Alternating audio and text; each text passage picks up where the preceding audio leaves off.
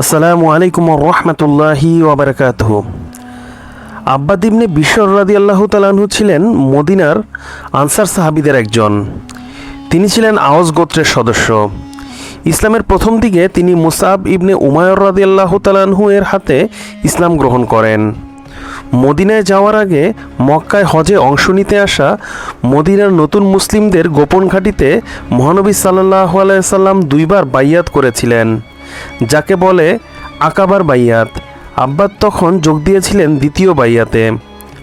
বিশ্বাসঘাতক ইহুদি নেতা কাব ইবনে আশরাফকে হত্যার অভিযানেও তিনি বীরত্বের সঙ্গে অংশগ্রহণ করেন। সহিহ বুখারী হাদিস নং 4037। আব্বাদ ইবনে বিশর রাদিয়াল্লাহু তাআলা আনহু সাহস, ঈমান ও আল্লাহর প্রতি ভালোবাসা তাকে আনসার সাহাবীদের মধ্যে উজ্জ্বল করে তুলেছে। আব্বাদ ইবনে বিশর রাদিয়াল্লাহু তাআলা আনহু কোরআন তিলাওয়াত, তাহাজ্জুদ নামাজ ও ইবাদতের প্রতি অসাধারণ নিষ্ঠার জন্য বিখ্যাত ছিলেন। তিনি দীর্ঘ রাত অবধি নামাজে কোরআন তিলাওয়াত করে কাটাতেন। তার আল্লাহর প্রেম এত গভীর ছিল যে যুদ্ধের ময়দানে পাহারার দায়িত্ব পালনকালেও তিনি নামাজে দাঁড়িয়ে যেতেন। শত্রুর তীর তার শরীরে বিদ্ধ হলেও তার নামাজ ছেদ করত না। রাসূল সাল্লাল্লাহু আলাইহি সাল্লাম তার সম্পর্কে বলেছেন, আব্বাদ ইবনে বিশর তাদের অন্তর্ভুক্ত যাদের নিয়ে ফেরেশতারা গর্ব করে। ইবনে আবদিল বারর আল ইস্তিয়াব দারুরজিল, 3য় খণ্ড, 1167 পৃষ্ঠা, বৈরুত, 1992 সাল। আয়েশা রাদিয়াল্লাহু তাআলা আনহা বলেন, একবার রাসূল সাল্লাল্লাহু আলাইহি সাল্লাম তার ঘরে তাহাজ্জুদ নামাজ আদায় করছিলেন।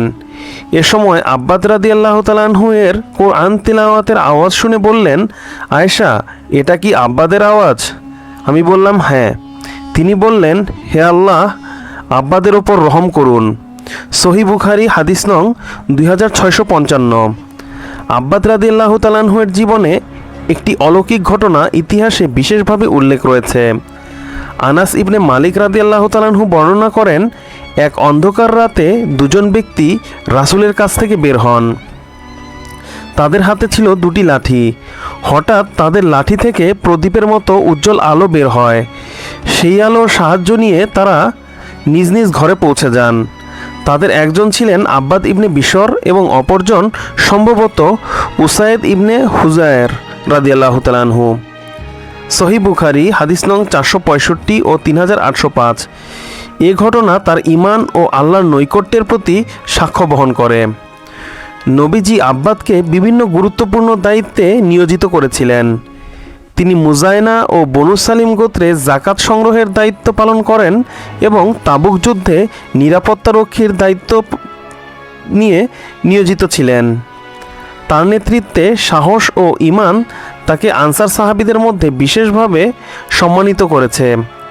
আনসারদের মধ্যে 3 জন ব্যক্তি বিশেষভাবে উল্লেখযোগ্য ছিলেন, যারা বনু আব্দুল আশলাহ গোত্রের সঙ্গে সম্পর্কিত। তারা হচ্ছেন সাদ ইবনে মুয়াজ, উসাইদ ইবনে হুজায়র এবং আব্বাদ ইবনে বিশর রাদিয়াল্লাহু তাআলা আনহু। সহিহ বুখারী হাদিস নং 2655। আবু সাঈদ খুদরি রাদিয়াল্লাহু তাআলা আনহু বলেন, বুজাখা যুদ্ধের পর আব্বাদ বলেছিলেন, আমি স্বপ্নে দেখেছি আমার জন্য আকাশ খুলে দেওয়া হয়েছে, তারপর তা বন্ধ হয়ে গেছে। ইনশাআল্লাহ এটি আমার শাহাদাতের ইশারা। আমি বললাম, আল্লাহর শপথ, আপনি সুন্দর স্বপ্ন দেখেছেন। ইবনে সাদ তাবাকাতে ইবনে সাদ, 2য় খণ্ড, 234 পৃষ্ঠা, দারুল কুতুব, বৈরুত, 1990 সাল। ইয়ামামার যুদ্ধে 11 হিজরি 632 খ্রিস্টাব্দ তার বীরত্ব প্রবাদ প্রতিম হয়ে ওঠে। এমনকি বনু হানিফার লোকজনও তার সাহসের কথা বলেনি। তারা তাদের যোদ্ধাদের জখম দেখে বলতেন, এই জখম আব্বাদের জখমের মতো। আবদুল্লাহ আল মাদানী আল আনসার ফিল আহদির রাশিদি, পৃষ্ঠা 186, দারুল মাআরিফ, রিয়াদ, 1985। ইয়ামামার যুদ্ধে আব্বাদ ইবনে বিশরের বীরত্বের চূড়ান্ত নজির স্থাপন করেন। তিনি উঁচু স্থানে দাঁড়িয়ে উচ্চস্বরে ডেকে বলেন, আমি আব্বাদ ইবনে বিশর, হে আনসার, আমার কাছে চলে এসো। আব্বাদ ইবনে বিশরের ডাকে সাড়া দিয়ে আনসার সাহাবীরা তার কাছে জড়ো হন। তিনি তার তরবারির খাপ ভেঙে ফেলেন এবং আনসার সাহাবীদের তরবারির খাপ ভাঙতে উদ্বুদ্ধ করেন, যা ছিল শত্রুর বিরুদ্ধে শেষ পর্যন্ত লড়াইয়ের প্রতীক। তিনি বলেন, আমাকে অনুসরণ করো এবং কঠিন আক্রমণ চালাও। আব্বাদ ইবনে বিশর বনু হানিফার বিরুদ্ধে প্রাণপণ লড়াই করেন। শত্রুরা তাদের আক্রমণের তীব্রতা সহ্য করতে না পেরে হাদিকাতুল মাউত, মৃত্যুর বাগান নামক বাগানে পালিয়ে যায় এবং দরজা বন্ধ করে দেয়।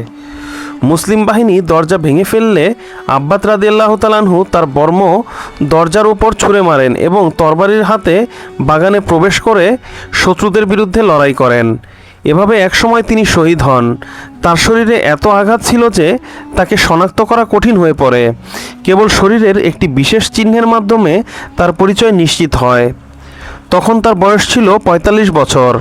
ইবনে সাদ, তাবাকাতে ইবনে সাদ, দ্বিতীয় খণ্ড ২৩৪ পৃষ্ঠা, দারুল কুতুব, বৈরুত ১৯৯০। ইবনে হাজার আল ইকতিফা, তৃতীয় খণ্ড ৫৩ পৃষ্ঠা, দারুল ফিকর, বৈরুত ১৯৮৮। ইয়ামামার যুদ্ধে বিদ্রোহী বনু হানিফার প্রায় ২১,০০০ যোদ্ধা নিহত হন, আর মুসলিম বাহিনীর প্রায় ১,২০০ মুজাহিদ শাহাদাত বরণ করেন, যাদের মধ্যে ৭০ জন ছিলেন কোরআনের হাফেজ। আব্বাদ ইবনে বিশর রাদিয়াল্লাহু তাআলা আনহু ছিলেন ঈমান, সাহস ও ইবাদতের এক অপূর্ব দৃষ্টান্ত। তার জীবন থেকে আমরা আল্লাহর প্রতি অবিচল ভালোবাসা, কোরআনের প্রতি নিষ্ঠা এবং ইসলামের জন্য নিজেকে উৎসর্গ করার শিক্ষা পাই। তার শাহাদাত ইসলামের ইতিহাসে এক অমর কাহিনী হয়ে রয়েছে। আল্লাহ হাফেজ।